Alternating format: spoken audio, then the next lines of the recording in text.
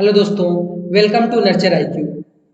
इस वीडियो में हम भारतीय संविधान के विदेशी स्रोत पढ़ेंगे। जब हमारा संविधान बनाया जा रहा था तो हमने उस समय विभिन्न देशों से बहुत सारे स्रोत लिए हैं। जो हमें अच्छा लगा उसको हमने अडॉप्ट किया और जो हमें अच्छा नहीं लगा उसको हमने ओमिट कर दिया। तो इन सब चीज़ों को देखेंगे कि संविधान बनाते समय हमने अपने संविधान में किस देश से कौन से तथ्य को लिया है, इन सब के बारे में देखेंगे। आगे बढ़ने से पहले आप हमारे चैनल नर्चर आईक्यू एजुकेशन को सब्सक्राइब कर लें ताकि आपको हमारे सारे वीडियो के नोटिफिकेशन मिलता रहे। और आपको और सारे टॉपिक पे वीडियो देखना है तो आप हमारे चैनल नर्चर आईक्यू पे जाके देख सकते हैं, जैसे संसद के बारे में, राष्ट्रपति के बारे में तथा मौलिक अधिकार के बारे में, मौलिक कर्तव्य के बारे में। इन सब के बारे में आपको देखना है जो कि एग्जाम के लिए रेलिवेंट है। इन सब के बारे में आपको पढ़ना है तो आप हमारे चैनल नर्चर आईक्यू एजुकेशन पे जाकर देख सकते हैं। चलिए अब हम शुरू करते हैं भारतीय संविधान के विदेशी स्रोत। तो सबसे पहले हम जान लेते हैं कि हमने अमेरिका से क्या क्या अपनाया है। हमने अमेरिका से मौलिक अधिकार को अपनाया है जो हमारे संविधान में अनुच्छेद 12 से अनुच्छेद 35 तक वर्णित है और इसको भाग 3 में रखा गया है। फिर अमेरिका से हमने न्यायिक पुनर्वलोकन लिया है। संविधान की सर्वोच्चता को हमने अमेरिका से अपनाया है। न्यायपालिका की स्वतंत्रता को अपनाया है। निर्वाचित राष्ट्रपति एवं उस पर महाभियोग, इसको हमने अमेरिका के संविधान से लिया है। राष्ट्रपति पर महाभियोग हमने कहाँ से लिया है? राष्ट्रपति पर महाभियोग लगाना हमने अमेरिका के संविधान से लिया है। उपराष्ट्रपति को हमने अमेरिका के संविधान से अपनाया है। उच्चतम न्यायालय एवं उच्च न्यायालय के न्यायाधीशों को उनके पद से हटाना, इसको भी हमने अमेरिका से लिया है। वित्तीय आपातकालीन अनुच्छेद 360 के तहत लागू होता है, इसको हमने अमेरिका से लिया है। जनहित याचिका अमेरिका से लिया है तथा प्रस्तावना हमने अमेरिका से लिया है। यहाँ हमने देखा कि हम अमेरिका से कौन कौन से स्रोत अपने संविधान में अपनाए हैं। एक बार फिर से देख लेते हैं इन्हें। मौलिक अधिकार, न्यायिक पुनर्वलोकन, संविधान की सर्वोच्चता, न्यायपालिका की स्वतंत्रता, राष्ट्रपति पर महाभियोग, उपराष्ट्रपति, उच्चतम न्यायालय और उच्च न्यायालय के न्यायाधीशों को उनके पद से हटाना, वित्तीय आपातकालीन, जनहित याचिका और प्रस्तावना, ये सारी चीजें हमने अमेरिका से अपनाया है। ब्रिटेन से हमने संसदीय शासन, संसदात्मक शासन प्रणाली को अपनाया है। बहुमत प्रणाली को हमने ब्रिटेन से अपनाया है। बहुमत प्रणाली क्या होता है? मान लीजिए किसी चुनाव के लिए 5 कैंडिडेट हैं, उसमें से जिस व्यक्ति को सबसे अधिक वोट मिलता है वो व्यक्ति विजयी घोषित किया जाता है। तो इस चीज को हमने कहाँ से लिया है? ब्रिटेन से। बहुमत प्रणाली मतलब सर्वाधिक मतों से चुनाव में चुनाव जीतना बहुमत प्रणाली कहलाता है। विधि के समक्ष समता, इसको हमने ब्रिटेन से लिया है।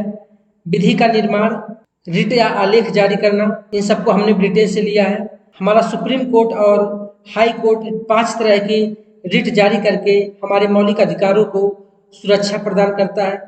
तो रिट हमने कहाँ से लिया है? रिट को हमने ब्रिटेन से लिया है। राष्ट्रपति का अभिभाषण, ये हमने ब्रिटेन से लिया है। एकल नागरिकता को ब्रिटेन से अपनाया। अब एक बार फिर से देख लेते हैं कि ब्रिटेन से क्या क्या लिए हैं। तो संसदीय शासन या फिर संसदात्मक प्रणाली को, बहुमत प्रणाली, विधि के समक्ष समता, विधि निर्माण की प्रक्रिया, रिट या आलेख जारी करना, राष्ट्रपति का अभिभाषण, एकल नागरिकता, इन सब चीजों को हमने ब्रिटेन से अपनाया है। जर्मनी से हमने आपातकालीन की स्थिति को अपनाया है। राष्ट्रपति को आपातकालीन के दौरान मौलिक अधिकारों पे प्रतिबंध लगाने की अधिकार मिलता है। इस चीज को हमने जर्मनी से अपनाया है।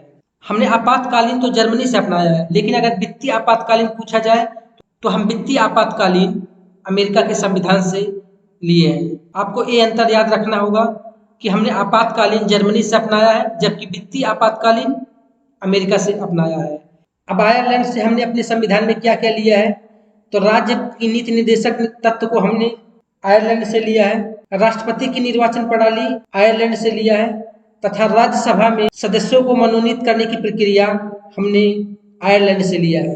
राष्ट्रपति की निर्वाचन प्रणाली या फिर राष्ट्रपति हमने कहाँ से लिया? आयरलैंड से। जबकि उपराष्ट्रपति हमने अमेरिका से लिया है तथा राष्ट्रपति पर महाभियोग की प्रणाली भी हमने अमेरिका के संविधान से अपनाया है। राष्ट्रपति राज्यसभा में 12 लोगों को मनोनीत करता है, इस चीज को भी हमने आयरलैंड के संविधान से अपनाया है। अब ऑस्ट्रेलिया से क्या लिया है? ऑस्ट्रेलिया से प्रस्तावना की भाषा, जबकि प्रस्तावना हम अमेरिका के संविधान से लिए हैं, लेकिन प्रस्तावना की भाषा जो उसे हम ऑस्ट्रेलिया से अपनाए हैं। समवर्ती सूची का प्रावधान ऑस्ट्रेलिया से लिए हैं। केंद्र एवं राज्य के बीच संबंध तथा शक्तियों का बंटवारा या विभाजन, ये सारी चीज हमने ऑस्ट्रेलिया से लिया। कनाडा से क्या क्या लिए हैं? राज्यों के संघ, संघीय व्यवस्था, राज्यपाल की नियुक्ति की प्रक्रिया, राज्यपाल द्वारा विधेयक राष्ट्रपति के लिए आरक्षित रखना तथा प्रसाद प्रयत्न और असमर्थ तथा सिद्ध कदाचार, ये सब चीज हमने कनाडा के संविधान से लिया है तथा तदर्थ नियुक्ति को भी हमने कनाडा के संविधान से अपनाया है। सोवियत संघ से हमने मूल कर्तव्य और पंचवर्षीय योजना को अपनाया है। मूल कर्तव्य हमारे संविधान के 42वें संविधान संशोधन 1976 में जोड़ा गया था। उस समय कुल 10 मौलिक कर्तव्य थे। बाद में हम 2002 में 86वें संविधान संशोधन के तहत 11वां मौलिक कर्तव्य जोड़े, तब से हमारे संविधान में कुल 11 मौलिक कर्तव्य हैं। तो मौलिक कर्तव्य या फिर मूल कर्तव्य को हम सोवियत संघ से लिए हैं और पंचवर्षीय योजना को भी सोवियत संघ से लिए। दक्षिण अफ्रीका से संविधान संशोधन की प्रक्रिया का प्रावधान अपनाया गया है। राज्य विधानमंडलों द्वारा राज्य विधानसभा में अनुपातिक प्रतिनिधित्व की पद्धति को भी हमने दक्षिण अफ्रीका के संविधान से लिया है। फ्रांस से हम गणतंत्र या फिर गणतंत्रात्मक प्रणाली को अपनाए हैं और फ्रांस से ही स्वतंत्रता, समानता और बंधुत्व की भावना को अपनाया है। स्वतंत्रता, समानता और बंधुत्व की भावना, ये नारा फ्रेंच रिवॉल्यूशन के टाइम में दिया गया था। तो फ्रांस से हमने गणतंत्रात्मक प्रणाली, स्वतंत्रता, समानता और बंधुत्व की भावना को अपनाया है। स्वीडन से लोकपाल का विचार अपनाया है। लोकपाल, इन सब चीज़ों को हमने स्वीडन से अपनाया है। अगर एग्जाम में पूछ लिया जाए कि लोकपाल को हमने किस देश से अपनाया है, तो लोकपाल को हम स्वीडन से अपनाया है। लोकपाल को ही ओम्बुड्समैन कहा जाता है। यहाँ सारे महत्वपूर्ण विदेशी स्रोत खत्म होते हैं। Thank you for watching nurture IQ।